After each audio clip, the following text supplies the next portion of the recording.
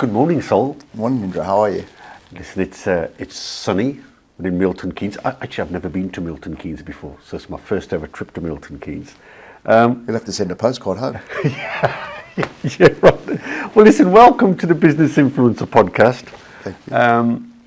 Interesting discussion I think we're going to have around, for those who don't know, supply chain management and what that means to the UK economy. But before I kick into those kind of things, let's just a bit of a background on you then. So you've been at DHL. This is one of the sort of the big units they've got here for 18 years. You've now been CEO of UK and Ireland for a year and a half. That's about that, yeah. Australia, I know the accent's not Australian, but you've been a CEO at ANZ in Australia for 6 years, and before that for 10 years in healthcare. The accent is? South Africa, born and bred in South Africa, schooled, university, worked there for the first 7 or 8 years of my career, probably a little bit longer actually, before I moved to Australia. Well, for a South African who's lived in Australia, you have a fantastic understanding. Sorry, just before we chatted about football, Premiership football, but that's another time for discussion for another time. So when we talk about supply chain management and DHL, just some stats for you. So the UK's logistics market, moving goods around, is estimated at, in American dollars, 481 billion for this year, and it's expected to grow by another 6% to 652 billion by 2028. In terms of the UK economy, there's a GVA contribution of 139 billion. Now, I must concede, when I thought of DHL, it took me back to my music days when the DHL used to come down and pick up, but that's different. We used to pick up my CDs and then send them all around the world. But of course, you're something different in terms of supplies. And of course, COVID was an incredibly interesting time because all of us, particularly when you look at supply chain, we wondered whether goods would get to where they were supposed to get to. And of course, recently, and of course during COVID, we had container problems, moving goods around. And of course, until very recently, we had rising oil prices, petrol prices. And of course, let's not even think about the supply of drivers. So explain to the audience, why is logistics so important when you think about even things like supermarkets? Well, I think in the build-up to your question, you've probably touched on a number of those aspects which impact just how critical supply chains are. And that's what we do. DHL Supply Chain, as the name suggests, is we see ourselves as an essential part of everyday life because what we're doing is ensuring that economies run. You touched on the GDP impact that supply chains have globally and specifically here in the UK. You know, all one has to think about is that if we didn't do our jobs appropriately and properly, and by that I mean the movement, storage and transportation of the right product to the right place at the right time, then you wouldn't be able to go to the supermarket and pick up the items that you're looking for there. You wouldn't be able to go to the clothing store and find the right size of the right garment or whatever it is that you seek at that time, and extrapolate that to any commodity that you can imagine. And that's what we do. We're a supply chain organisation where we have hundreds of warehouses. In our UK and our business, we have 45,000 people who represent multiple industries in ensuring that their products and services are delivered on time, in the right place, in the right time, to where they need to go to. And it's to supermarkets, it's to high street stores, it's to people's homes, it's to hospitals, it's to manufacturing plants.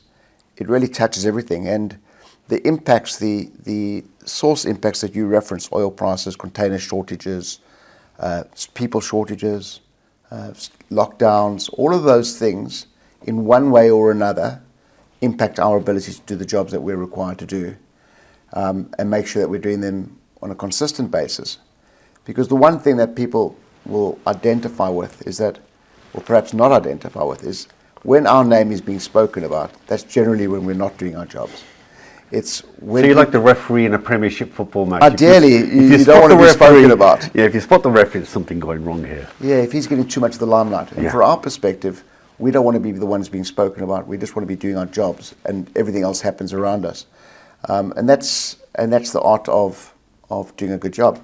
Interestingly, you mentioned COVID as well, and I suspect we might dive in that a little bit deeper. But during COVID was the first time in my career, 28 years of being in supply chain in various forms, that supply chain became a topic, a real topic. You know, people, It did. when I used to go to barbecues or household parties and you say you're in supply chain, they'd, oh, that's great, not really know or be that interested in what it is you did, and go to the next topic. Whereas now people are saying, oh, what about the vaccines? What about this? What about that? So it became very much part of our common understanding, our common language. I think we've all just taken it, as you said, for granted. Yeah. We just think things turn up.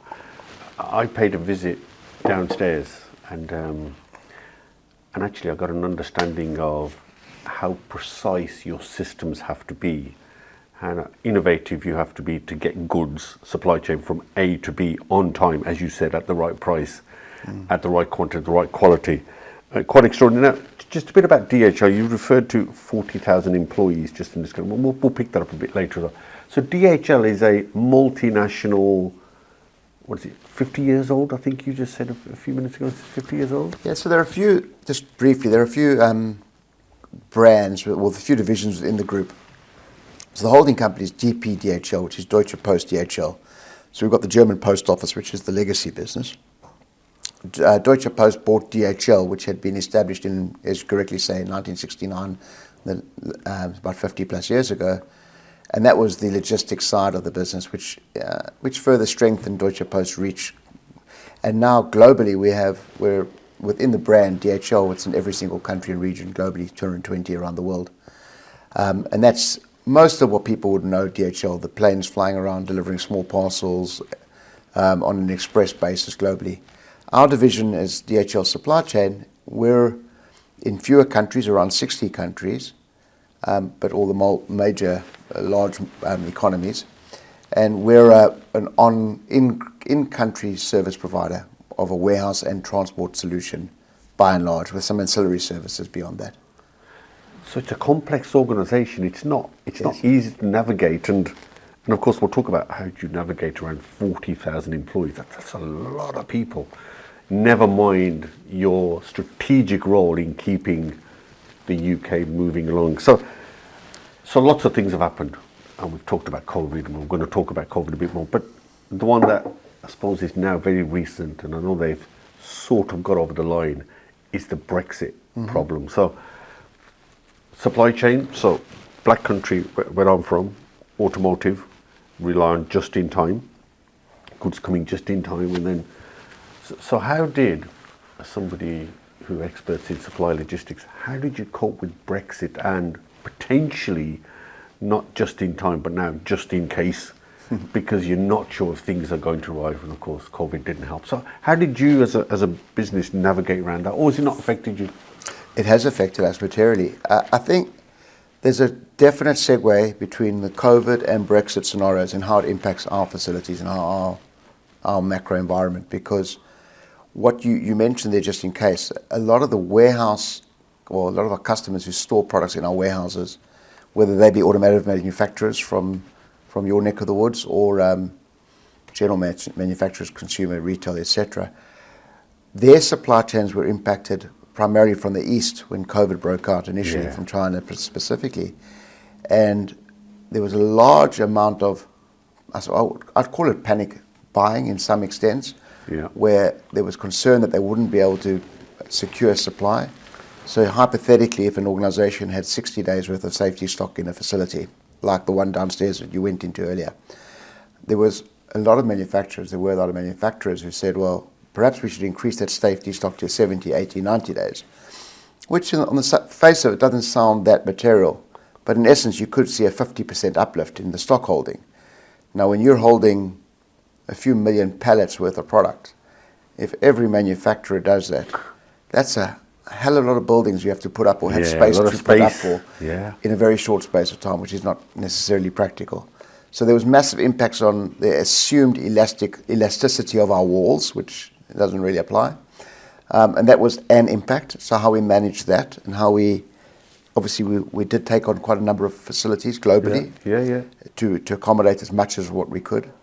But then you also see the flip side of that, is that as supply chains stabilize and as you find a more normalization of economies and what was happening in the e-com space coming down to a new norm again, but below what we saw in COVID, suddenly your volumes going outbound reduced, and therefore the inbound also reduced as a byproduct of that. So you see these constant ebbs and flows of what's required from us, and we're the constant in the middle that has to have predictable capacity and capacity in labour as well as in facilities to meet the demands of our customers. So it's been very challenging. I think where we've managed to do this successfully is we have a very large footprint. We're a 600,000 people global organisation, you mentioned, so we're a very significant organisation. We had the balance sheet that we could rely on to access capital to build new facilities. And we also had the ability to draw labour into our organisation because we are recognised as a good employer. We have fantastic relations with our employees. And we've generally had people who stick with our organisation for many, many years across all levels of our organisation. So all of those attributes enabled us to no, I won't say comfortably, but probably better than most, meet the challenges that were thrown our way. So during COVID, a couple of my friends have got some large businesses that make cardboard. And so during COVID, suddenly it went through the roof. And I said, so what's your biggest challenge? I said to him. And they said, actually, getting hold of cardboard. Because Amazon were cleaning up. Because they were getting all the cardboard for obvious reasons during COVID. So how did you cope then with the huge, just with the logistics you were saying with people, how did you cope with, because I mean, if I recall, there was lack of drivers and you've talked about space now. So how did you cope with that kind of complexity, particularly on the people side? I know you talked about being a good employer. Was it easy? And of course, one of the things with Brexit was we lost a lot of drivers. So how did you get around the driver thing? What was that? Well, we saw a shift in equilibrium, whereas historically the balance of power, I would say, resided more with the employer than the employee for a period of time. During COVID and the Brexit, well, certainly during Brexit, we saw that that power shifted. Flipped. And then you saw hyperinflationary impact on labour, on wages as well. But a lot of movement in the markets, labour markets, and people could really pick and choose between jobs that they wanted to, that they felt that they were attracted to. So for us as an employer, what hasn't changed is our consistent focus on our people. And it's authentic. So we didn't have to pivot in many ways to remain attractive as a venue or as a destination for our employees to want to be. So when our people come through our facilities, when they walk through, it's an environment that we feel is welcoming. It's safe above everything else. It's clean. We pay a fair wage, and we do a lot of training and investment in our people to ensure that they are, that their aspirations and expectations are well met. We also had to, in some cases, specifically you mentioned drivers, we built a driver training academy. So that we could convert people who historically perhaps hadn't thought about becoming drivers or perhaps wanted to become drivers but didn't know how to do it, so that we could actually train people up to become heavy good vehicle drivers and the like. And so we've done that for a period of time. In fact, we're still doing that to an extent. But that crunch in terms of supply has reduced somewhat now. But we had to do a lot of different things in that space. But as I said, the consistent theme for us was we relied on our brand and our integrity in the process of how we deal with our individuals to ensure that we attracted the right kind of people, but most importantly, we retained the people that want to see themselves here for the long term. Interesting that you got around the crunch by training them yourself. That's interesting because there was that feeling that you couldn't train drivers up that quickly. The drivers, but you managed to get around it, and that's pretty well outside of the box thinking, really, that to train them yourself. Yeah, well, we have the tools. In fact, there's some video footage of me reversing a 40-odd tonner truck, not particularly well, but thankfully I didn't cause any damage. And I have great respect for those drivers because it's a very tough job, and probably one that is not as respected as maybe it could be. But I think once you've done something like that yourself and you see how hard it can be, you have a newfound respect for the drivers of these heavy good vehicles on our roads. If you look around the news, the environment is right high up in the agenda. And I know at COP26, 27, they're still trying to work out how to get the globe operating together. But you think of DHL, you think of trucks, you think of vehicles, you think of petrol, you think of diesel, you think of fumes, you think of emissions. So you're right in the thick of it. One would think from the outside is that surely driverless trucks, driverless cars, and so how do you get round being challenged by someone to say, you're the worst polluters around. You should get your things off and put them all on trains, and we should never have any lorries. How do you get around probably the biggest challenge I think people will throw at you? Yeah, that's a very fair challenge, a very fair question. Again, I feel like we're a leader in this space.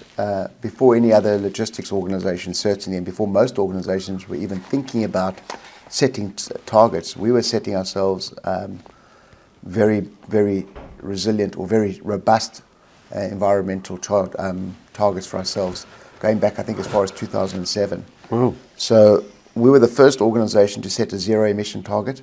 Wow. Which is in place by 2050, with a 50% reduction, I beg your pardon, a 30% reduction by 2020. I stand to be corrected on that exact number, but and continual goals and objectives along the way.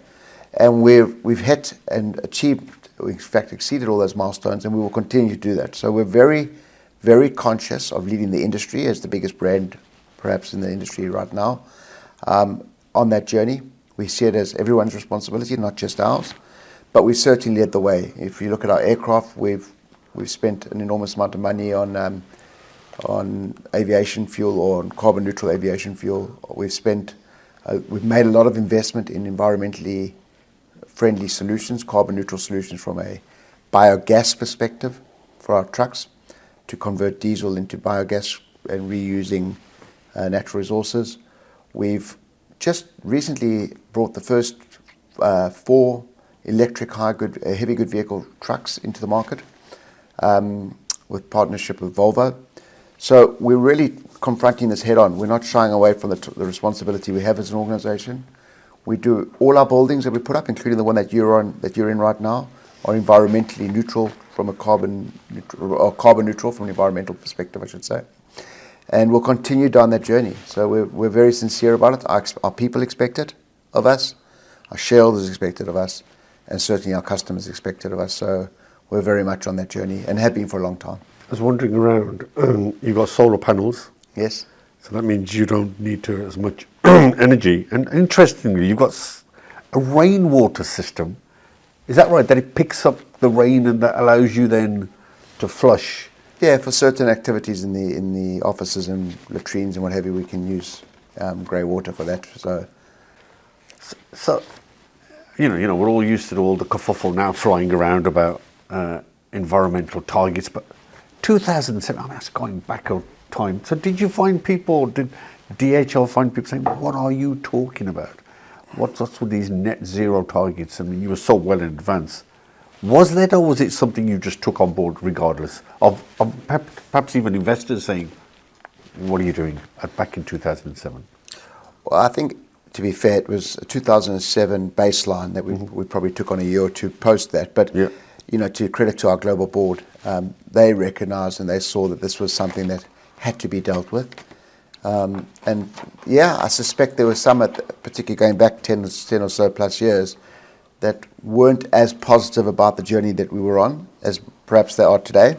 That's right. But it was rather prescient, and give credit where it's due. The guys, our team, our board saw that this was something that had to be dealt with, and despite the pressure that they would have been under in terms of short-term objectives, we haven't wavered from either. We've still continued as a group to achieve our numbers and our commitment to our shareholders.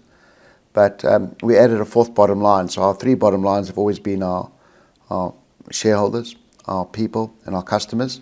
And we added a 4th one about being a responsible corporate citizen as well. So our responsibility to the environment. And that's when that became topical. And I think it's just been really well received. Our customers now expect that from everybody in the market, which is great, because I don't think we see being environmentally conscious as a competitive advantage. In fact, we don't. We see it as perhaps leading the way that all of us should get on board with, all of our industry should get on board with, because not one of us has the domain over the environment. We're all responsible. And you're right, trains, trucks, planes, automobiles are big users of carbon, so we need to all have a responsibility in reducing that. Did you find, though, because of Ukraine and the energy crisis, that the market slightly turned backwards and said, well, actually, we're not that fussy now about ESG, actually. And the stakeholders, investors said, well, actually, we've just got to be realistic now. Did you find that, or were you still saying, no, we're going to continue regardless of what the environment around us, the economic environment was saying?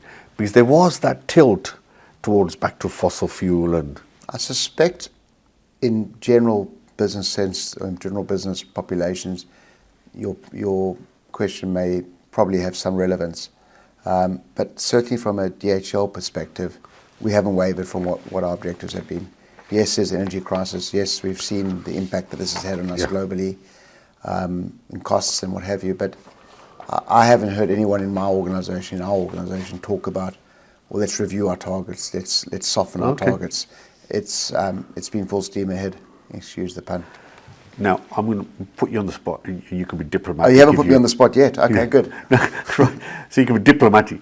Do you think, well, seriously, government's going to be able to hit those deadlines? Because I know the EU have moved theirs, and I know the US are throwing, what's it called? It's a strange name, IRA, Inflation Reduction Act, to increase green investment.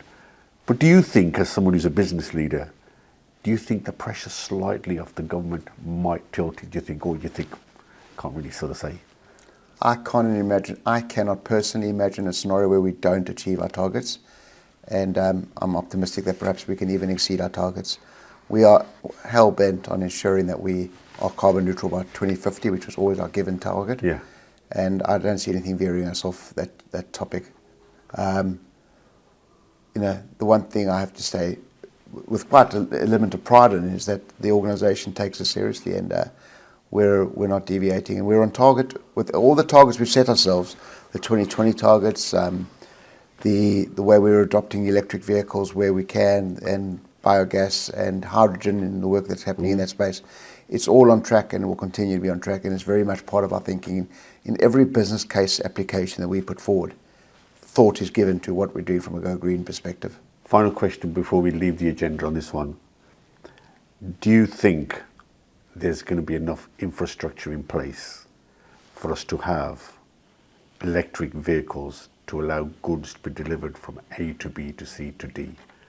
Do you think, and how long do you think will be before we have the infrastructure? It's great having targets, it's great having the ambition and the vision to do it, but commentators are saying there is no way that infrastructure is going to be in place. And I ask of you, because with that kind of infrastructure, are you going to be able to deliver on your targets?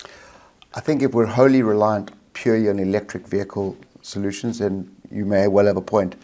Our strategy is not on one specific source, so we're looking at multiple sources. So, hydrated vegetable oil as a solution where you're using typical combustible engines, diesel engines, but running on HVO. We're showing on tests we run, I think, an 82% reduction in carbon emissions from using that as a solution. We are using biogas, as I mentioned earlier, CNG and LNG. We're quite far down the path in certain parts of the globe on the technology that hydrogen brings us, and fuel cells, hydrogen-charged fuel cells. So it's not all things attached to electric vehicles only. There are multiple prongs to this attack. So I feel we're equipped. We have a diverse strategy to achieve it. And as I say, we're not purely reliant on whether we'll have electric vehicle battery charging facilities around the country to meet our demands. Now let's talk about you. 40,000 employees around the country. You're at the helm. You've got to lead these people. You're born in Africa, South Africa. You've worked in Australia. Are there cultural differences in managing organisations across those sort of three dimensions, or are people, and is culture, irrespective of whichever country? You've got a good, unique perspective here. So, what do you think? Well, firstly, I'll correct you a little bit, Ninder. It's actually 45,000 people. So. Oh, sorry, 45, No, even all more. right. Okay. I don't want to let any of our people down. And yes, of course, there's differences, and there are cultural differences which I can talk to. Fundamentally, the question had two prongs to it. One is people are people. People demand and should demand to be treated with respect, and have their differences appreciated and respected and treated as well as they should be. That doesn't change from geography to geography. Culturally, the way I and leaders in our business interact and engage with people is somewhat different in certain geographies. If I look at it, South Africans, generally speaking, have got quite a reputation for being direct and to the point, don't beat around the bush that much. Australians are very, my experience, again, this is quite a generalisation, but my experience working there, it was much less hierarchical, not as direct as, say, South Africa. Okay. But then if you translate that into a UK environment, a lot more direct than what the UK is. And my experience in the UK is that people are quite polite. Okay. Interesting. They don't necessarily confront the issue straight up. The British Reserve. There's an element of reserve and trying to say the right thing without being seen to be offensive or rude in any way. So there's a journey that I've had to go on in terms of my management style, I suppose, as I interact with different people across the business to ensure that my message is not diluted or misunderstood. And the intent behind the message is getting through to the people that I'm talking to or engaging with at the time. And, it's great from a personal perspective. It's a learning experience. I get to, how lucky am I? I've got to experience different cultures, different geographies, different people. And I'm truly very fortunate to have had that experience. And I'm loving the experience here in the UK and getting to know obviously a different country, landscape, but also the people within it that make it so unique and so interesting. So, does that imply you have to use different language then, a different way? Certainly in the British Reserve then, do you have to pull stuff out of people because they're not telling you what they want, and do you have to sort of encourage that sort of communication? Is that a different skill? Does that make sense? Because they're not telling you what maybe you need to hear. And is that what leaders need to do, sort of adapt and try and get things out of people? There's definitely I've had to adopt a different approach in certain scenarios, not always. And again, it depends on the level of individual that I'm talking to within the organisation and the message I'm trying to get across.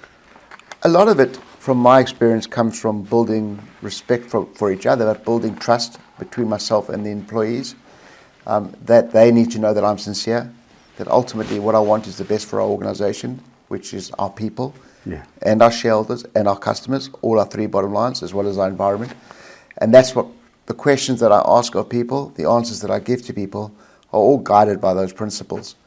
And I feel that whether that's South Africa, Australia, or the UK, or wherever else I land up in the world, that won't change. As long as people feel that A, they're being heard, that B, they're being respected, and that they can trust myself and the management team that works with me, then ultimately we'll get the end objectives that we seek, which is to improve our business, to grow opportunities for our people, and to give them a safe and nurturing environment to work in. 45,000 people is a lot of people. You can't know everything. So how do you embed your way of working so that all 45,000 people understand? Because obviously you talk about it being more hierarchical compared to, say, Australia. So there's a lot more levels before the thing Chinese whispers and the whole message change. So how do you know, sitting here, that actually those 45,000 people, I think, are on the same page? How do you, that's a question for most leaders, how do you test check, how do you check that they understand what you're saying? Well, firstly, it's not just an I. There's no I in our business, not even once. There's a big and capable management team, layers of management individuals who are very capable and skilled and who have my entire trust. And my first objective with them is to ensure that we are aligned, that we are speaking the same language, that the direction we're heading in is consistent across all the most senior managers that we have in our organization.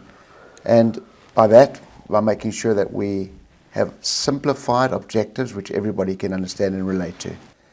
The thing that I focus on most is making sure that we're not trying to be all things to all people. We're clear on what success looks like and how we achieve that success, and every individual's responsibility and accountability to their teammates and colleagues in achieving that success.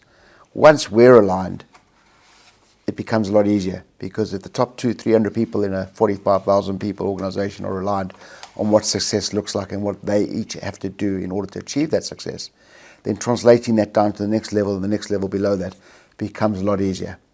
It'll always be a journey. You'll never absolutely have everybody singing from the same hymn sheet. But fundamentally, as long as you're consistent, as long as you're honest, as long as you're fair and reasonable, and you're giving people the feedback and the direction that they seek, then fundamentally you should be getting more right than you're getting wrong. And that's how I try and achieve my objectives. So how do you keep a sense then? So I like that, not I, but we and team. How do you get a sense check of what the culture is? So you walk in day one, and you think, well, I wonder what the culture's like. Then you quickly work out the international dynamics and the differences. But you've now got your message filtering down through your teams, and consistency, I like that. Consistency, honesty and transparency. How do you continue to monitor that culture? What comes back to you to say, yeah, we're on the right path, or crikey, something's gone wrong here? Well, not quite. Is it the numbers? Do the numbers tell you something? Are the numbers the sales? Or what do you use to test? Yeah.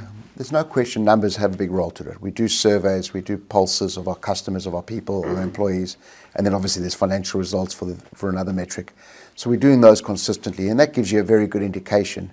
But for me, nothing beats walking the floor. And I do a lot of that. Walking into a warehouse or an office environment and talking with people and engaging with them. And the first telltale sign for me, specifically in a warehouse environment, is, do our colleagues look at me in the eye when they talk to me? Do they say hello?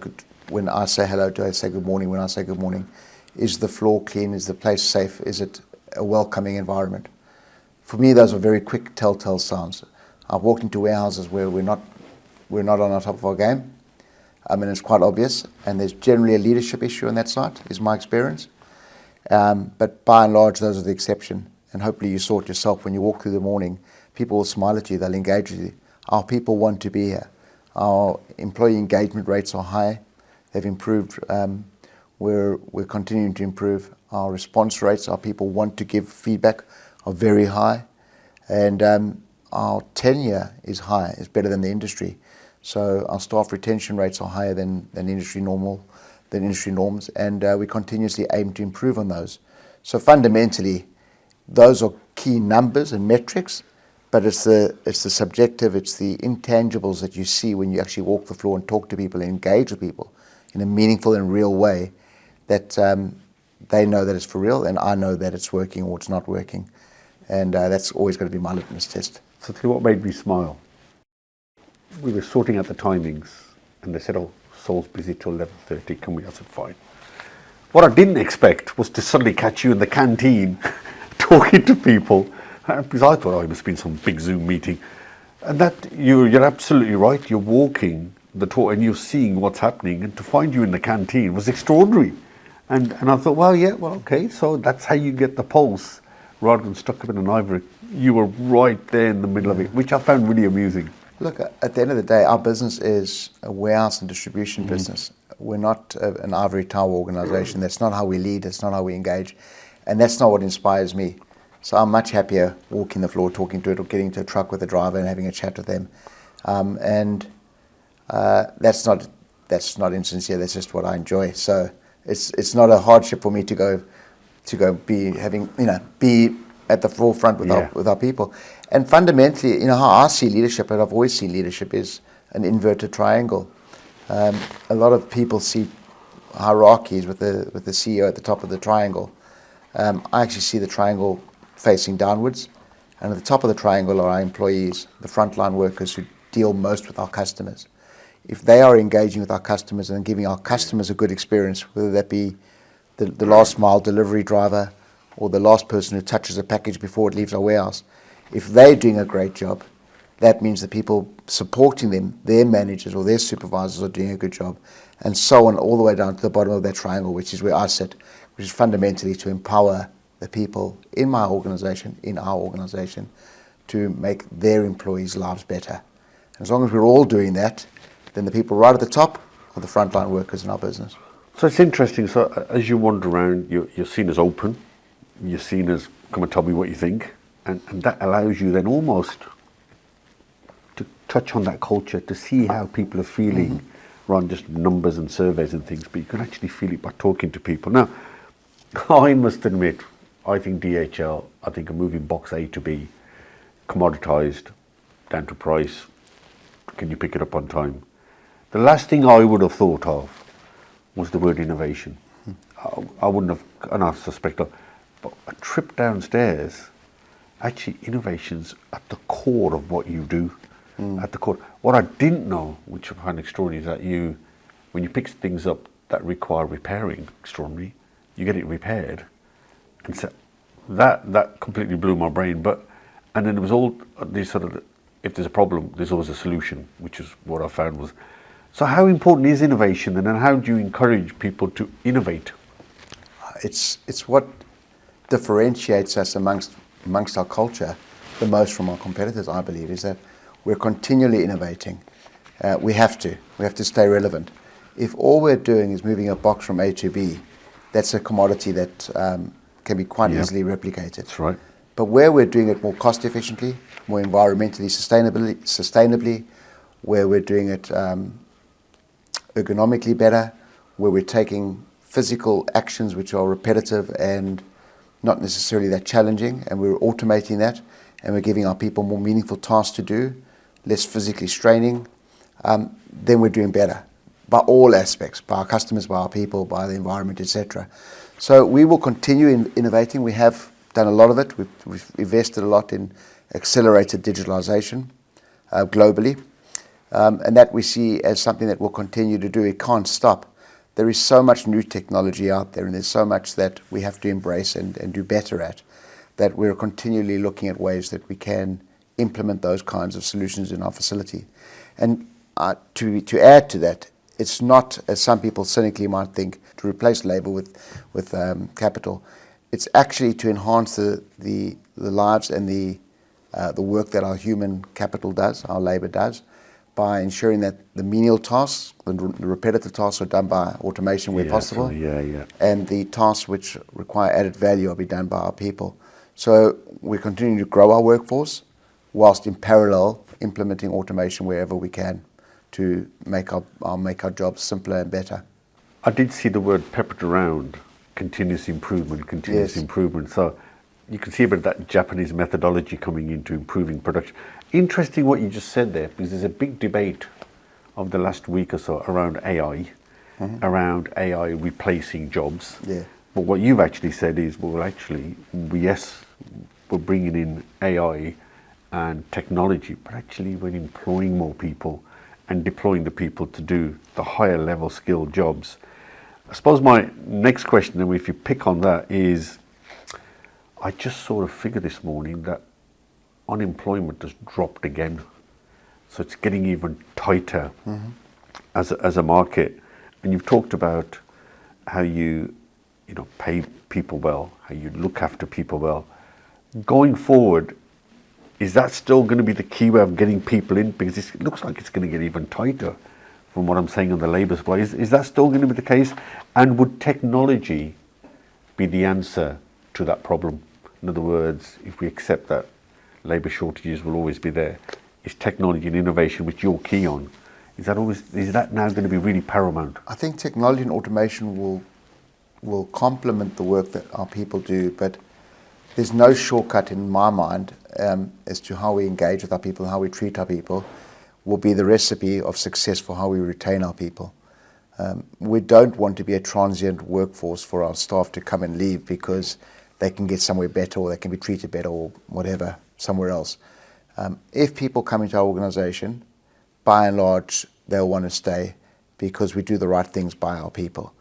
And that's what we have to do. We have to be a respectable employer who treats our employees with respect and does the right thing by them. But we also want to be an attractive destination for people to come and work, because we feel as the leading logistics player in the space, we're a very stable environment. We can provide job security. We can provide a lot of value that perhaps other organisations cannot. So that's a big plus for us. Will the labour market tighten further? It's hard to say. One of the interesting things that I've picked up here is that a lot of people seem to retire quite early in the UK. When I say early, I'm seeing people at 55, 56 retiring. COVID, I think, had something to do with that. Perhaps, and it's not what I've experienced certainly in Australia. It wasn't the experience. I question that as well, because this is perhaps going off tangentially, but people are living longer. Average lifetime expectancy has increased because of the great healthcare we have nowadays, somewhat.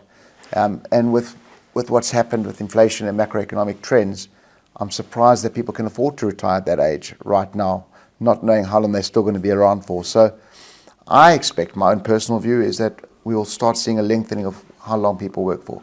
Not only because of the economic reasons I've just given, because I also think of a sense of purpose. And if you're enjoying your work, then why not continue?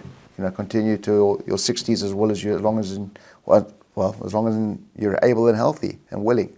So I would also assume that people will start working longer, and we are seeing that happen. We're also trying ways to attract people who generally otherwise wouldn't seek work. So it might be stay-at-home moms or dads who otherwise feel that it would be hard to get work, but offering them shift patterns which are suitable to their lifestyles, around school pickups and 4-hour shifts and here and there. So it's part-time permanent work where we can also attract a different source of labour or different source of worker to our environments close to where they live, but without having to have the rigidity of a 40-hour work week. You said during COVID it shifted from where employers had the upper hand, but it shifted where actually employees were saying, well, hold on, this is, we can now decide. So when you're recruiting, we've got 45,000 people here, what are the key things you look for when you recruit? When you see someone sit opposite you, what do you look for? What do you look for in terms of before you're the person I want? Any key things you look for? Well, to be fair, I'm not really the one at the front line recruiting a lot of our frontline workers per se, so I'm not spending all day recruiting myself. We have teams of people who do that. But when I personally interview people for management roles and leadership roles, I look for one thing above everything else, and that's attitude. That's my personal take. If you ask me about attitude versus aptitude when looking at an employee or potential employee, I'll always take attitude before aptitude. Clearly there has to be a base aptitude to do the role. I'm not disputing that or minimizing that. But you can learn a lot of skills. What I find harder to teach people and to have ingrained in people is the attitude that they come with. Do they have that can-do spirit, that they want to be better than what they were the day before? Will they want to make things work? Will they want to be part of a team? Do they have drive to succeed?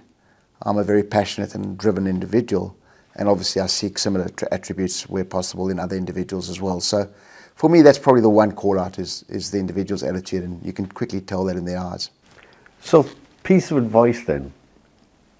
I decide I want to go into logistics. Give me 3 pieces of advice you'd encourage me. But what should, I'm too old, but a youngster who's now just done a degree and says, what key things should they have? Would you encourage if you were going back to say 20 minutes? What would you say to them? What sort of attributes should they have now that you sort of said it's attitude? What sort of? I think the first thing, specifically if you're referring to our industry, is don't be scared to get your hands dirty, metaphorically. Get into our warehouse, learn what it is that we actually do. A lot of people come into the business and because they have a degree behind their name, they want to have a manager title as well. And I'm saying, earn your stripes. Go and do the hard yards. Go pack the boxes with our employees. Look at the warehouse management system. Get in a truck, deliver the products. Do whatever it is that our people at the front line do day in and day out, and understand what it is that what they do. So that one day, if you're a leader of those people, you can better appreciate what they're doing. The second thing is to make sure you're listening to your customers. Understand what it is that the customer is asking you. Seek feedback. And that's not just from the customer, but from your managers and leaders around you as much as possible. Don't be scared of negative feedback. I personally have learned a lot more from our failures in life than I've learned from the successes. So I actively seek out feedback on a regular basis, and I encourage any new applicant into our business to seek that feedback. And the third one, which is probably somewhat aligned, but you put me on the spot, so I have to think of three, is remember the ratio of 2 ears to 1 mouth. Keep that consistent in your mind. Is that I had an English teacher at school who used to say, I would rather be thought a fool and keep my mouth shut than open it and remove all doubt. And that's that's something quite a good one. That's something that stayed with me for life. And it comes back to the 2 ears, 1 mouth scenario. Is that listen more than you talk. Some people feel that they have to talk more and they have to tell the other individual, but you're not really learning when you're talking. So that would be my third piece of advice. Let me just pick up very quickly. It's the negative thing. A lot of people ask me, how do you deal from a mindset perspective, on a knockback? Now, you've talked about you encourage. Well, a lot of people don't encourage negative feedback. They're shy from it. So you encourage it, but I think a lot of people would say, but how do you get your mind over the knockbacks? Any piece of advice on how? Because people always ask me that. How do you overcome negativity, bad news, something that you might take personal? How?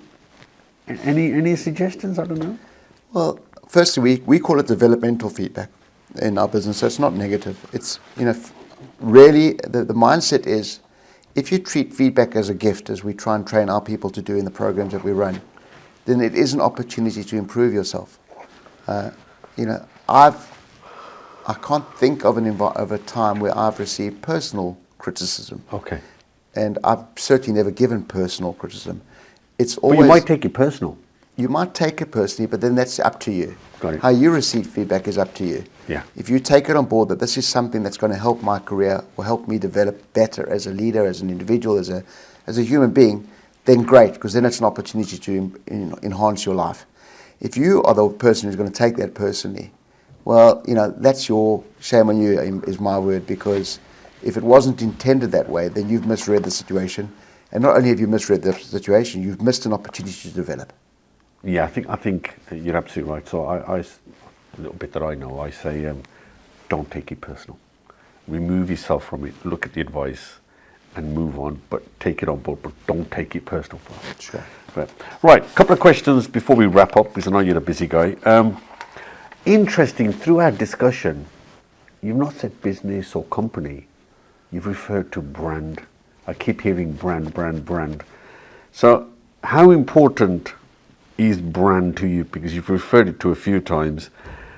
And my second and final question to it, actually we'll finish with a real leadership one, is how important is brand then in terms of giving you a competitive advantage? And is it that's what brings people through that front door looking for a job? Because I've heard you say brand, and not many people use that word. You kept saying we're one of the biggest brands.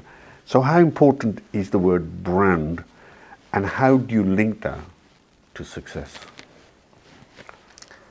Well, brand is for us, DHL is a global brand. It's a well-known brand whichever corner of the world you are. So we're fortunate in our organisation that we'll always get opportunities, when I talk about new business opportunities and employment opportunities for potential hirers, or people being hired rather.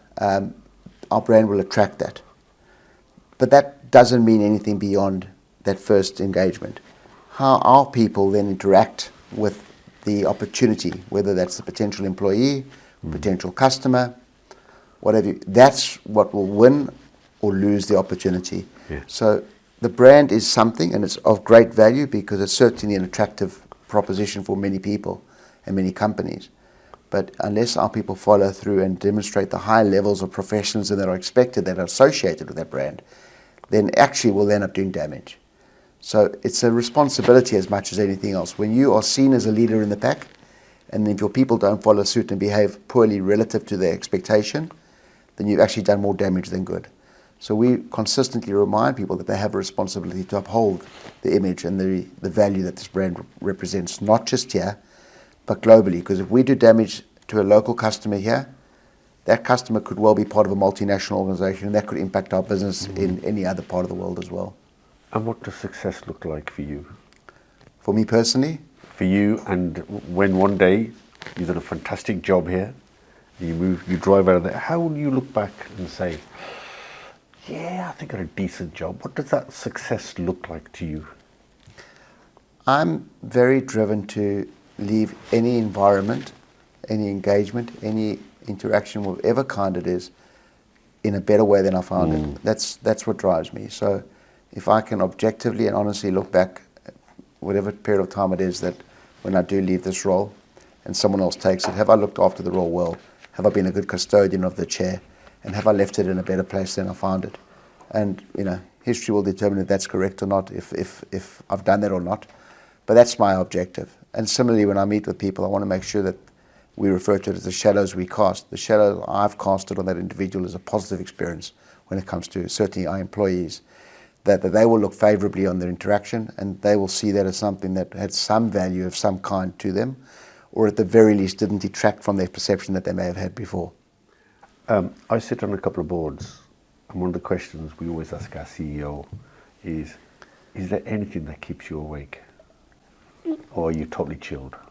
Oh, no, I'm definitely not totally chilled. Well, aside from anything, I've got 4 children. My youngest is only 3, so Oh, okay. he has the propensity to keep me awake. But on a mental side, I do take very personally. I know we spoke about not taking criticism personally, but I do take my responsibility very personally. You mentioned 45,000. We can say that a lot, but I have a responsibility in some form or another to make sure that I'm doing the right thing by those people every day. And if I behave poorly or I make the bad decisions or I lead in the wrong way, then potentially I could adversely impact those people. So it's not a responsibility I take lightly. I'm fortunate that it doesn't necessarily cause me a lot of sleepless nights, but sometimes when I'm wrestling with the decision that needs to be made or a consequence or a potential challenge that's in front of me which has consequences which may impact a group of people, then it is something that keeps me up because they're looking to me to make the best decision in their interests, and that's not something I take lightly. Final question. Sure. 3 tips, or as many as you want, for leaders running a big organisation like this. What kind of things should they think about? 1, 2 or 3 things that you would send to somebody aspiring to be a leader, big leader, and say, these are 3 tips I would give you to run a big organisation like this. Well, the one I'll give as a tip, the other one is something that I think a skill set that you have to have. The tip, I believe, is to be authentic. You can invest a lot of time and energy trying to be someone that you're not, but that's just too hard, and I can't remember that. I wouldn't have the ability to remember the different persona I've taken on if that was what I was about. So I am who I am. I'm authentic to whomever I speak to, and what motivates me sits consistently behind every interaction I have. So that's the one. The tip, the skill set that I think people need to develop to be successful leaders is really to be able to take the complex and simplify that complex scenario for the people that follow them. It's no use just repeating a complex theorem or philosophy to individuals because you think that makes you sound clever. What actually adds value to people in your organization is to take a complex scenario, which may be very complex, to understand the detail behind that yourself, make sure you understand what that means, and then simplify the outcome that's required from the individuals within your organization by making that message translatable to every person in your business. If you can do that successfully, then I believe you can lead a successful organization. I'm just going to sum up some of the insights. Sure. You've talked about, actually, it's all about people. It's all about people. The importance of culture. You've talked about leading with authenticity. I think communication skills are very important in what you've said. I'm amazed by your commitment to the environment. You've talked about looking after people means getting feedback. Actually, don't worry if it's negative feedback, because you can build something constructive from that. You've talked about internal culture, and that's been indicated by your staff retention. I love the bit when he says not about I, but about team, talking about alignment, making things simple so people understand it. Be clear on what success looks like. Walk the talk, make sure everybody sees you. Always be honest and consistent, and innovation is core to what you do. I think it's been fantastic. I think you've been brilliant in taking that time. And finally, you said, get your hands dirty, listen to customers. I can't remember that fantastic. I have to go back to recording what your head teacher or your teacher told you, but always 2 ears is better than one mouth. And I think the last thing that I think become really clear to run organisations of any size, it's all about people. Absolutely. So I hope your team does well, gets into that top 4. I won't go any further than that, but you're on your way. Thanks very much. Cheers. Nice to meet you. Thank you. Thank you.